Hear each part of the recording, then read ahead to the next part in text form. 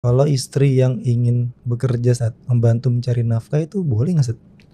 Itu sebenarnya sama, tambahan itu ya. Hmm. Itu tidak ada hubungannya sama sekali dengan masalah nafkah atau masalah kewajiban. Hmm. Dilihat kondisi dan keadaan. Kalau suaminya sudah tua, suaminya kena penyakit kronis, ya, tidak mungkin lagi bekerja lah. Dan mungkin tidak ada pendapatan. Bahkan mungkin sebagian suami karena sakit dia butuh obat.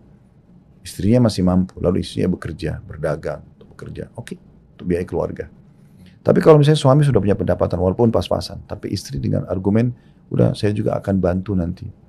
Itu tidak perlu. Karena perempuan ini sensitif sekali. Kapan dia sudah mulai kerja, punya pendapatan, apalagi di tempat umum interaksi sama lawan jenis, ini kan efeknya besar sekali. Secara kejiwaan ya, dia bisa tergoda, apalagi kalau sudah punya pendapatan sendiri. Kenapa istri disuruh diberikan nafkah? Supaya mereka itu nggak usah pikirkan kerjaan dan tidak usah punya pendapatan. Karena kalau punya pendapatan biasanya, tanda kutip ada sebagian istri, apalagi kalau pendapatannya lebih besar dari suaminya, dia anggap remeh suaminya. Suaminya nggak punya kedudukan lagi. Dia merasa bahkan tidak butuh dengan rumah tangga, lebih baik cerai aja. Karena merasa bisa hidup sendiri gitu ya, Ya, mampu. Jadi makanya pemimpin. Islam menyuruh istri diberikan nafkah. Karena memang mereka begitu pemikirannya. Nah, itu salah satu hikmah gitu kan. Jadi nggak usah. Dan ada satu kasus pernah seorang ikhwah datang kepada saya lalu mengatakan begini. Waktu itu Masya Allah awalnya dia sangat semangat, energik sekali orangnya, kerja di satu lembaga gitu. Kemudian mungkin setelah 6-7 bulan ketemu, terus dia matanya berkaca-kaca lalu dia mengatakan habis sholat berjamaah sama-sama, Ustaz saya pengen bicara 4 mata Ustaz. Oh ya silakan. Terus dia sambil berkaca-kaca matanya lalu dia mengatakan mau cerita tentang masalah istri saya Ustaz. Kenapa? Dia bilang beberapa tahun kami berumah tangga kami bahagia sekali. Kalau nggak salah 3-4 tahun sampai punya anak 2. Bahagia. Saya kerja, apa yang saya dapatkan saya nikmatin sama anak. Nah, tiba-tiba istri saya mengatakan begini, bagaimana kalau saya kerja juga? Kebetulan dia juga sarjana. Saya kerja juga, nanti mungkin dari uang kita yang digabungin, kita bisa cicil rumah, cicil mobil. Idenya bagus. Suaminya awalnya mengatakan, oh kalau gitu bagus saja, enggak apa-apa. Mulailah bekerja. Tapi qadarullah, sang istri mendapatkan pekerjaan lebih layak daripada suaminya dan pendapatan lebih besar.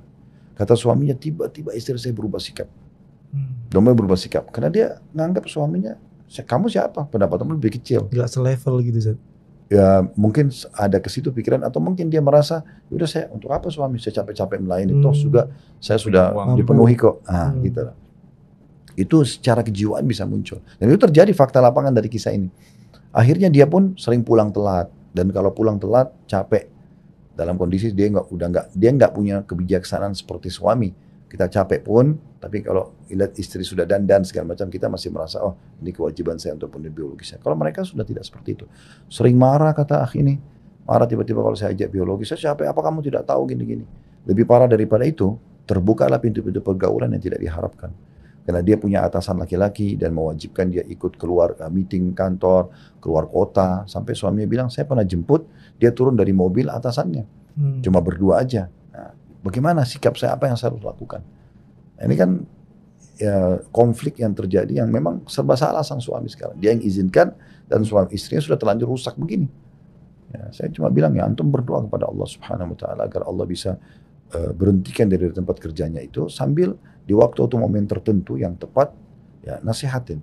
Kalau umur tuh di dunia sebentar dan kita akan meninggalkannya, ya, harusnya ini bisa diperbaikin kondisi dan keadaannya. Terus ingatkan dia kenangan-kenangan pada saat dia dulu di rumah, ngurus suami, ngurus anak, apa yang indah. Karena mereka pakai perasaan disentuh dari sisi itu supaya mereka bisa memahami kalau itu harusnya bekerja.